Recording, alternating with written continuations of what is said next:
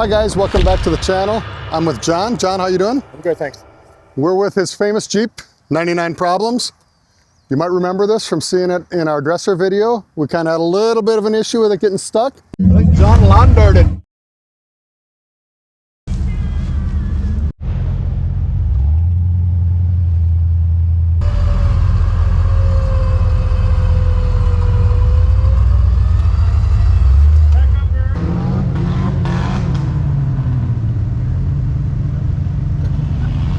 Bumper doesn't look so good now, John, does it? It does not. So you were kind of buried down in that hole. So initially we're trying to pull you up, twisting the bumper downward. Then of course, the vehicle's down a hill, so he's pulling you down as he's trying to bring you up the hill. It took a hell of a beating. So one of the problems we've got is this bumper sticks out a long ways. So if you take a look at the silver Jeep next to us, that one, that's the Iron Rock bumper, and that thing sticks really super tight. We only stick out maybe 3 inches, maybe 4 inches from the grill itself. Mine, not so much. We've got a solid foot or better on this one. So we can definitely do better. So we're also gonna take care of some of the other issues that, you know, these D-ring mounts are probably plenty strong, but ours are gonna be 1 inch thick. So a lot of you might recognize this bumper. This is a really common DIY kit that, that's floating all over the internet. So it's not a bad bumper, but it's just we've got a lot of improvements that we've made from our own design that are gonna perform a lot better than what this bumper was ever designed to do. So you're gonna see that we're actually gonna come in and cut out this cross member here. As you take a look at the other Jeep, you can see we actually already removed that, so we can push this winch right up back as close to the AC condenser and to the radiator as we possibly can, leaving enough room so a little bit of movement for the AC and the radiator to move. But this way we can keep it super tight to the vehicle, super high ground clearance. Plus we're gonna come in underneath with our radiator skid, and this is really gonna help to keep it strong so that no matter what you're doing, you're not gonna damage anything on the trail. So you can see this has got some type of a radiator guard, but as the bumper would have been twisted how it should still sit, there's still quite a bit of a gap in here. And this just is a lot of material that hangs really low. On our version, you're gonna be able to keep this tucked up really high and just have a little bit of a skid back there to protect only the radiator. And it won't be that big ramp, but it's also gonna be a lot more clearance for it. And that's what we want, is all the clearance that we can get. So the fact that we've got this thing sitting at an angle, we know that our attachment to the vehicle just is not sufficient. So what we're gonna see is we've got 2 bolts up in here that are our attachment points, and that sandwiches to a bracket that goes inside the uni-frame rail. And what happened with that is that attachment didn't necessarily fail, but the bracket here just bent like crazy and allowed this whole bumper. Initially it went up, secondarily it went down. So if you look at how ours is on our bumper, we've got a lot more length to ours. Ours comes all the way back underneath the sway bar. These 2 sway bar bolts hold it on, as well as bolts up in here. And that's gonna give us a lot stronger attachment point, and it's gonna keep this thing. First off, we got rid of all the leverage of that winch being so far out and those toe mounts being so far out, but we're attached a lot better. So it's really gonna keep this thing secure so that no matter what your pull is, it's gonna stay there right. You can bounce off of rocks, it's gonna not bend and move. You know, a lot of these ones where they stick out so far, you hit it with your hand and the whole thing just vibrates. This one, not gonna have that issue.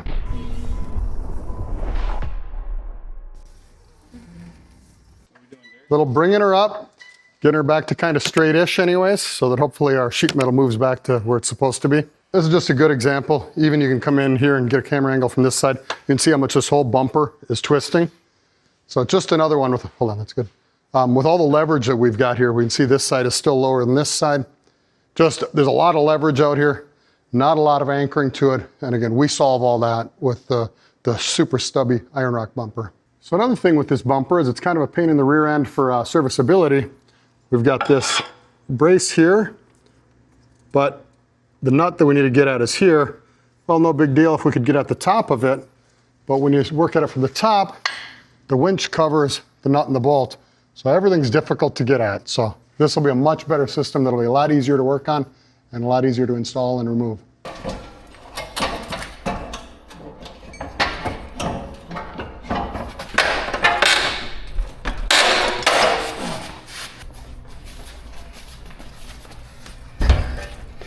So one of the problems with this long of a bumper is this thing's held on to start with by 2 bolts on each side, that's it.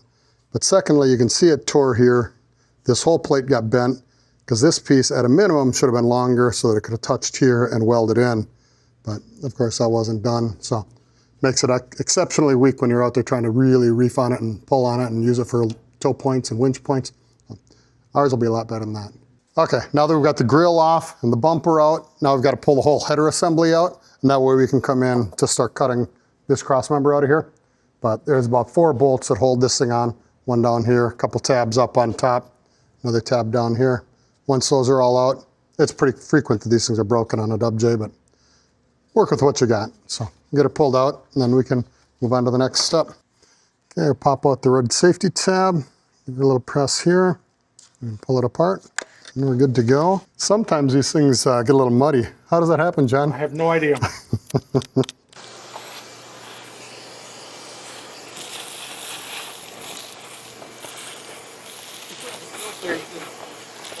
I don't feel like there's a filter on this thing at all.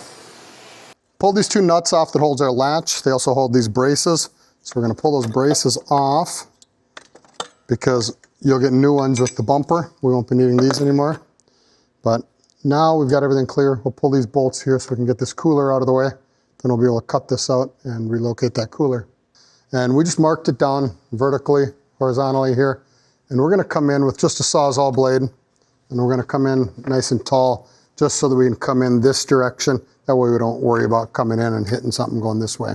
So we'll do that on both sides, cut this piece out, and then we'll have room for that winch to occupy this same area.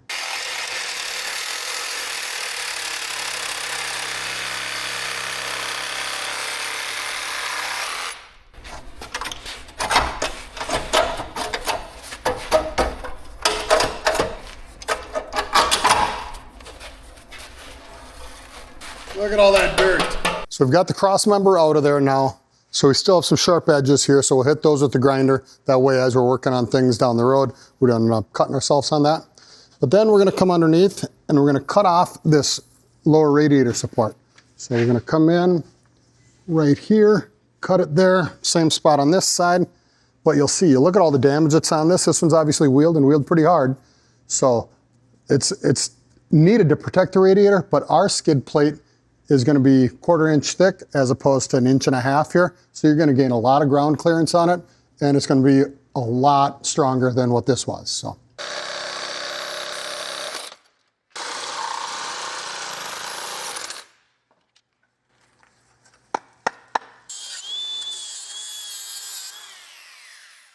So I like to run my fingers across it just so it's not sharp. You know, it's tough to tell when you get done grinding. You run your fingers across, if it's not cutting into you, you should be pretty good. Okay, so we've got everything prepared to start putting the new parts on. We're gonna unbox our radiator skid, and then we'll unbox the bumper and winch mount. So this is our winch mount front bumper, and this thing is kind of the foundation that everything's based on. You can set this up as a standalone, just the winch mount, but then that's what you're gonna wanna use to base your radiator skid on.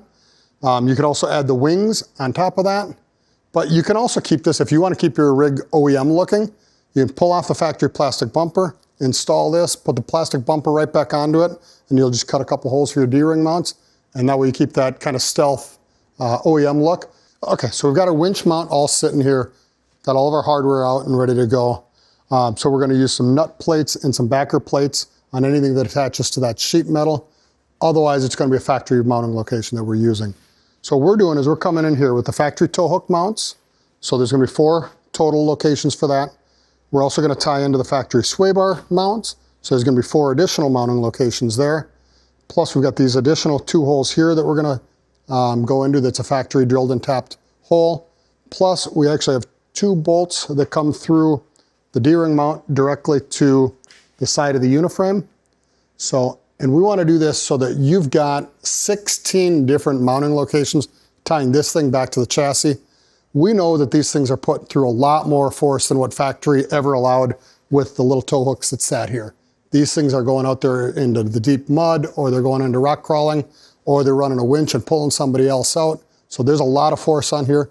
We wanted to make sure we're tied all the way back to the real strong part of the factory uni-frame. where the sway bar mounts, where the steering gearbox mounts.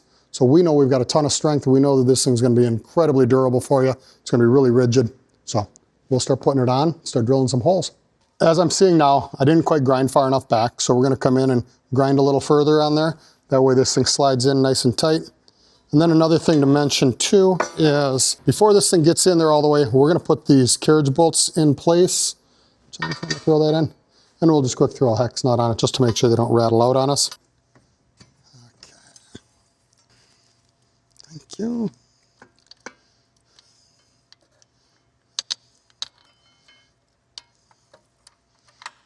Perfection.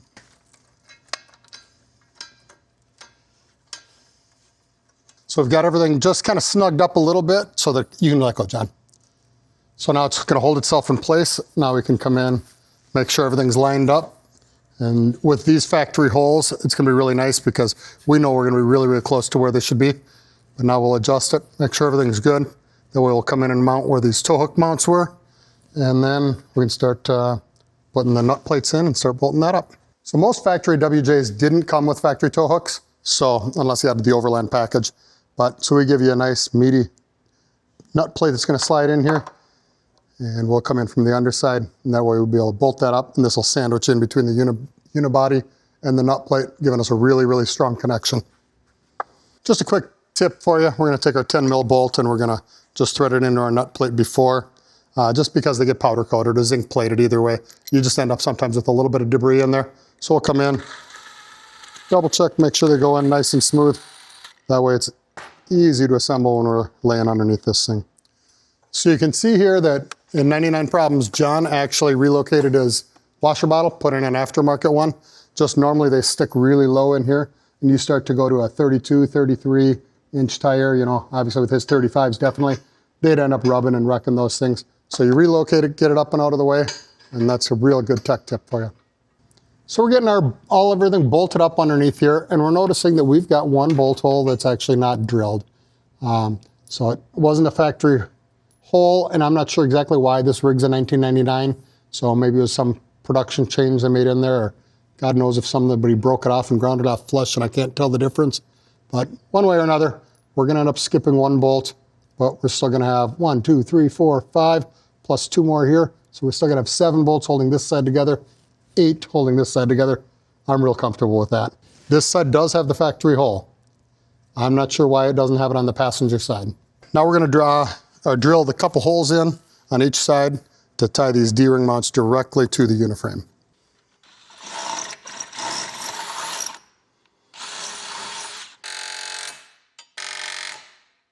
So we installed our 2 spacer bars that help support our hood latch.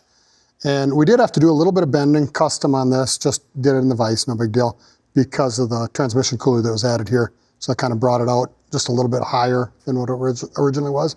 But latch works good. Took the time to adjust it to make sure it's all centered up right and set for the right height for the hood. So now we're going to just get this reattached, and then we can put the skid plate on and the winch in. So I just bent this bracket over that used to attach to the cross member, grabbed a couple hex nuts we had in the hardware bin, just grabbed a self-drilling screw, just something so we can keep that nice and rigid and keep it kind of in the path that the airflow is wanting to go. That way the power steering stays a little cooler. We're going to get the radiator skid installed. So our hardware kit is going to come with 4 button head bolts. We're going to come in with 2 of these coming downward so that they're kind of out of the way of the winch. So that'll come in this way and there, and then we'll put the hex nuts on from the bottom. And then the ones that'll be on the outside are going to come up, and we'll put the hex nut on the top, again for ground clearance. But we're going to do this now because otherwise what ends up happening is once the winch is in place, it's really difficult to put this on. So you'd have to take it back out. So since we're doing it all in one piece, we're going to come in, get the skid plate on, then we'll put the winch. If you're just doing the winch plate, you don't need to worry about doing this. Then you're going to come in and do the winch right now. So we had all the bolts in to hold everything in place, make sure it's all lined up when we're doing the winch plate itself. So now we actually took out these 2 bolts on both sides so that we can get the skid plate on there. And then when we're putting that skid plate on, we've got some big holes here that line up with the big pin holes that are in the factory radiator.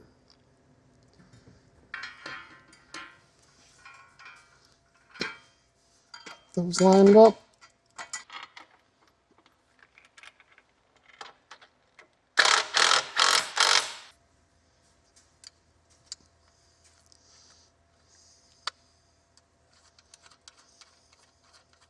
So we mounted the old fair lead back on. He's got a light bracket and his license plate bracket that mounted up again. And we took the control box off of the worn winch, and that's going to get mounted up into the engine cavity. But now we'll end up getting the winch mounted back on there. So we're ready for the next step. So we've got the 4 bolts, 2 in the back, 2 in the front to attach the winch down. And then this also has the other sets of holes in case you run a narrow drum winch. It's a little tight in there, but it fits just fine. We need to cut some of this out so we've got clearance for the winch to sit there. We're going to want to keep what should be a tab here. There's going to be a tab here. And our grill mounting is going to be all done through these screws. And then we're going to keep these 2 screw holes. But everything else we're going to get rid of. So we're going to come and cut it here, here, all the way across and back there.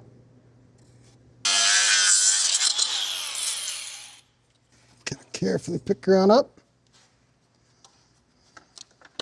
The header panel and headlights are back in. Now we're going to put the grill back on. Again, we cut this all out just so we've got the clearance. You can see how much that helps us. Just a few quick screws and we'll have this thing all wrapped up except for the final wiring and everything.